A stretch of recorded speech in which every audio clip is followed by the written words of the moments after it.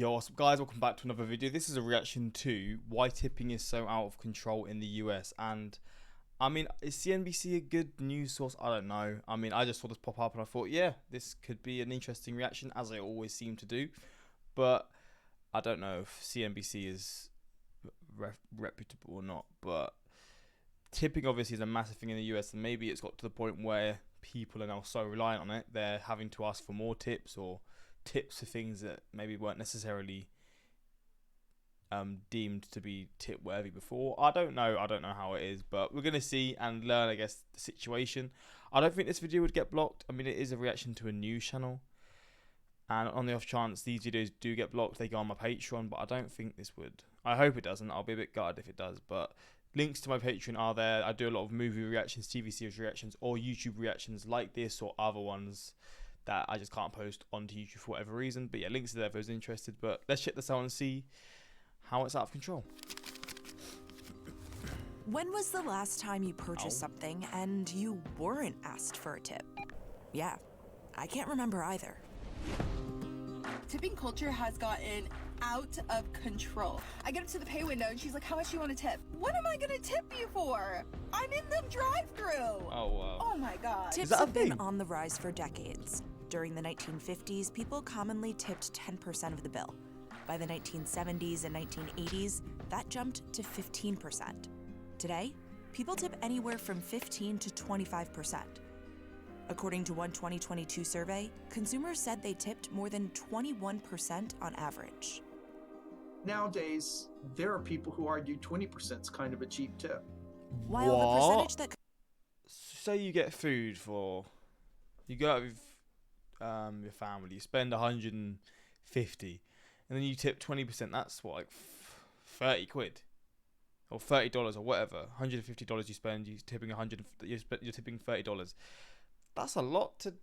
I mean, for me, that's a lot to tip after, especially spending that much as well. I understand, again, in the US, that's someone's wage, so I do get it, but that's just a scary amount. And then people be like, oh, that's not enough. What? consumers are tipping at full-service restaurants in the past couple of years has remained about the same. In the fourth quarter of 2022, the number of tips provided at full-service restaurants grew 17%. Meanwhile, the tip frequency at quick-service restaurants such as coffee shops and fast food chains rose 16% during the same time period. What we're seeing now nationwide is something that is known as tipflation.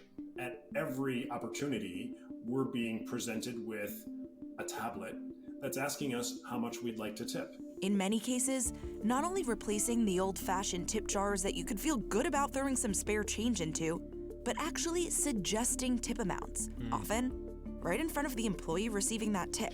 Bro, that's going to give you pressure as well. You're going to be like, oh, you're looking, oh, I'll give you the best tip possible, you know? Not to mention also your dinner date and the dozen or so people standing behind you in line.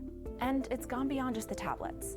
The other day I was using the Hopper app to book a hotel, and it wasn't until I confirmed my payment that I realized my hotel was $10 more expensive. It turns out Hopper assumed I wanted to add a tip, and I had to go back to a prior page in order to opt out. Tipflation refers to not just that we're tipping more, but we're tipping everyone for everything. You're being guilted into tipping on something that is not technically a service. It's someone simply doing their job. In those situations, consumers are feeling resentful. Where do you draw the line?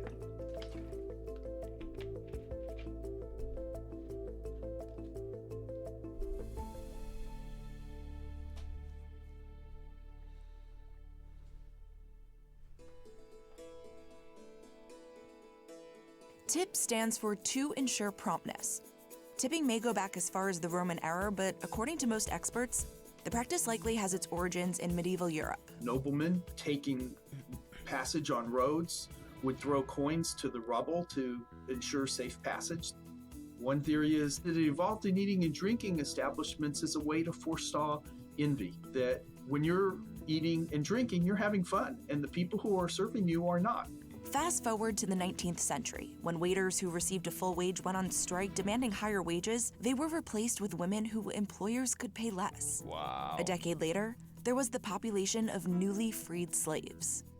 The idea from these restaurant owners was that they were giving the luxury or privilege of a white person's tips. That was, without a full wage. Ironically, as tipping exploded in the United States, it became less common in Europe and was replaced with service charges. While the first federal minimum wage law was passed in 1938, it wasn't until almost 3 decades later when the tip minimum wage was established. In 1991, the federal minimum wage for tipped employees was set at $2.13.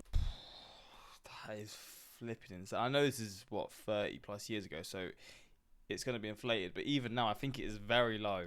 The tips are a big majority of the wage. But then with working in restaurants and then getting tips, is the average wage, I'm going to say the average wage, it's not the average wage, is the sort of amount that you'll earn when you're someone who works in a restaurant a lot higher because of the tips actually increasing your salary so much more? I guess that could be the case as well, compared to, say, the UK, where your average salary is your average salary and then you'll get tips, small amounts and stuff, but it's nowhere near the same level.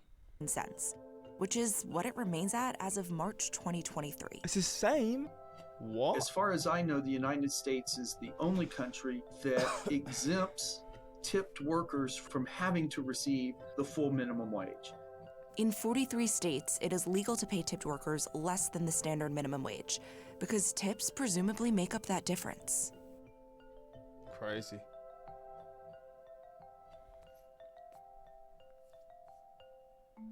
In recent years, you might have found yourself asking, do I tip this barista for pouring that hot coffee? What about when I'm going to a restaurant and picking up takeout? And how much do I tip that doorman, driver, or dog walker? When those in the service industry were feeling the brunt during the coronavirus pandemic, consumers started tipping for things they never had before. And the percentage of remote transactions when tipping was an option in which the consumer tipped soared from about 46% before the pandemic to around 86% in January 2022. If people were willing to tip the person delivering food to their home 30%, why not ask if they'd like to tip when they come pick up? During the pandemic, businesses who lost a lot of traditional customers and transactions were looking for alternative ways to make up that income. And if asking for tips was one way to do it, they were willing to try it. And since then, that ask hasn't dissipated. Damn. Another reason consumers say they feel pressured to tip more? They're being asked to tip prior to service completion. Asking for a tip beforehand is almost like a bribe, right? I'm afraid not to tip because, well, you do less good work. Customers might not be concerned about the barista's perception of their tip before getting their latte, but what about the mechanic repairing your car? I don't know about you, but I'm certainly going to make sure to tip them well to. Wait, I mean, I've never had a mechanic or anything. Is tipping I know there's. I mean, I thought tipping was really a thing that was just in restaurant, being someone who works in a restaurant. I didn't really assume it'd be a thing of other jobs as well, because I thought the wage in that is just the level where you've got a set amount. I didn't know tipping would be in that. Again, I've never had to use a mechanic because I've never had a car, so I don't even know this. But I just assumed that's just a fixed amount of money anyway. No tipping involved. Ensure my safety. Big tech. What? Another reason consumers are tipping more: newer technologies. Kiosks and tablets with 3 large tipping suggestions that pop up on the screen in front of you. 3 options chosen by the business. I have not yet been to the restaurant where they recommend 5, 10, or 15% for quick takeout. It normally always starts at 15 as a bare minimum, sometimes even starting at 20, 25, and up to 30. According to a 2022 creditcards.com survey, 22% of respondents said when they're presented with various suggested tip amounts, they feel pressured. So you spend $4 and then you're tipping $2. That's a 50% tip. Jeez. To tip more than they normally would. They use those options as an indication of kind of what the normative range is and feel compelled to tip within that range. So the more you ask, the more you get. The 3 prominent companies with that trendy, sleek look are Square, Toast, and Clover. They launched a bit more than a decade ago to help businesses run smarter, faster, and easier, all in one point-of-sale or POS systems. In some cases, fewer fees so it's less of a burden to accept multiple credit cards, no long-term contracts, and multiple other useful tools, including inventory and employee management. They got credit card processing into the hands of individuals and very small merchants. Square did a great job. It's been a tremendous growth story. That's half of the business today.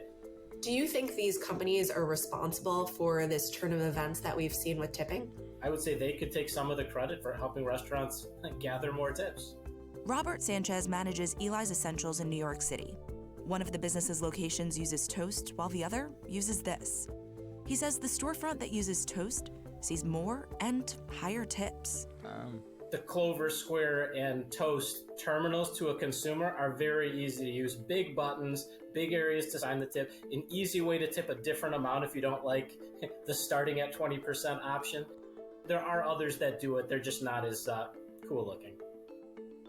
We've come a long way from being able to just throw your spare change into the jar by the cash register. The new tablets have turned what used to be a sin of omission, I simply didn't put money into the tip jar, into a sin of commission. I have to hit a button and say no tip. I have to actively choose not to tip. Whereas before, not tipping was a kind of a passive thing. Glancing at the tip jar could have also been a way to get a sense of how many others are tipping on that service and maybe even how much money. Meanwhile, not only can the tipping options be customized, but the tipping feature can be disabled as well.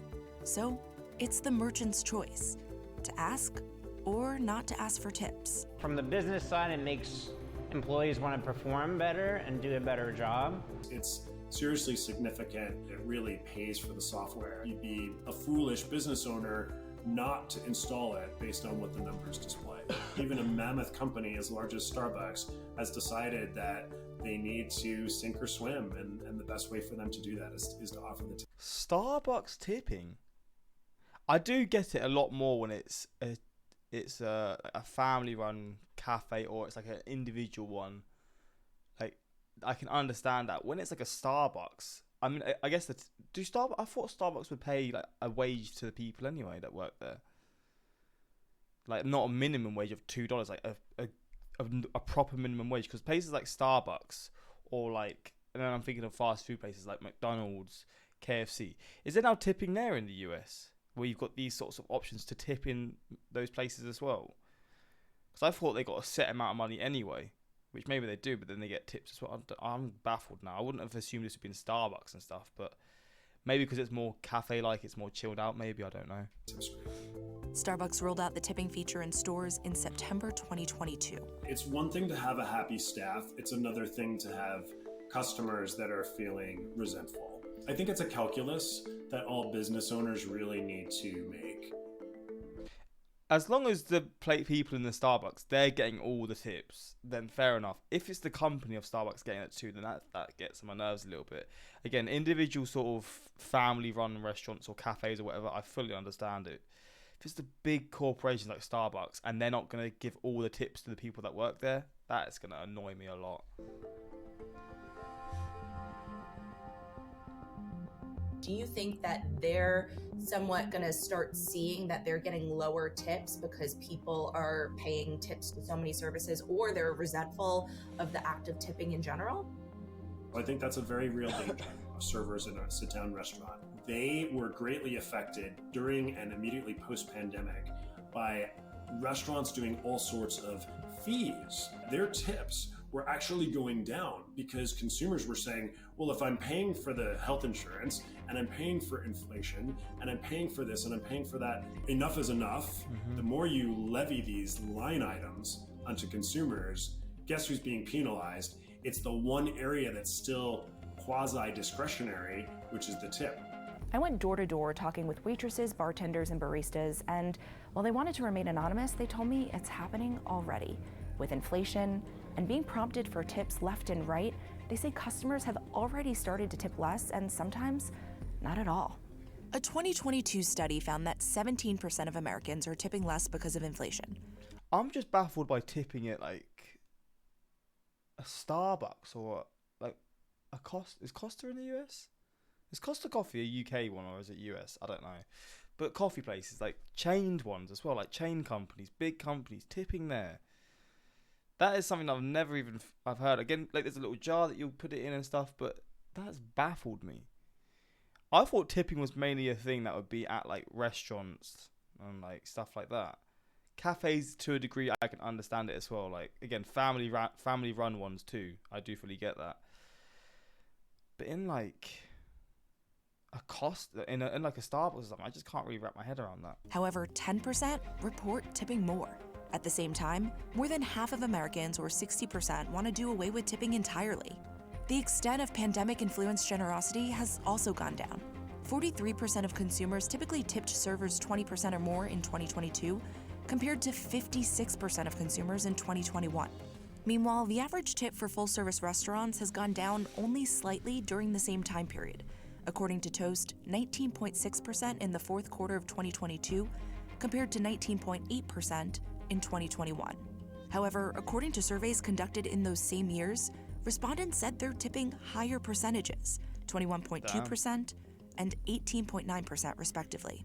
It can genuinely hurt the people who truly, truly rely on gratuities for their livelihood. I firmly believe that the tipping invasion we are experiencing right now, I think it's a net negative for society. And with that tablet at just about every counter, no matter where you go, the question is, where's the tipping point? I'm wondering how long before I'm tipping my doctor after an annual physical. If you want to seem especially generous after an exceptional meal, you might decide to go big and tip 30%. God damn, this is an interesting video. I mean, I get it's just different. It's a different world. I can't believe people that work have to be so reliant on tipping. I mean, I did understand that. I know that before, but to such a high degree. I think we should be like other countries, get rid of tips, pay employees how much they should be paid, and price the food accordingly. Yeah, I mean, obviously there's nothing wrong with tipping at all. People want to tip, of course, tip. Like, I tip around 10% when I eat at restaurants, which, again, seeing this video is obviously not that much. But I've never tipped, unless I have a few coins and stuff, I've never tipped in like, I don't really go to cafes, but there's a few cafes, like chained cafes, so big ones near me. And whenever we go, me and my girlfriend or whatever, I've never thought to tip in my life, because I'm just getting like a coffee or a drink or something. I don't know. But it's obviously a difference in culture and stuff. But what bothers me is that employees would rather get upset at the customer for not tipping enough rather than being upset at their respective industry. Yeah, but they're not going to be able to change anything, are they? I mean, that's a fair point, but they're not going to be able to change anything. They have to work somewhere. They're not going to just be like, oh, well, get mad at their industry, because that's not going to change anything. But it's a weird one. But yeah, let me know your thoughts. Hopefully this was able to go onto YouTube. And yeah, tipping in the US is obviously something that I know is massive and a very common thing. But this is a little look into it. But yeah, hopefully you enjoyed it. Until next time. Peace.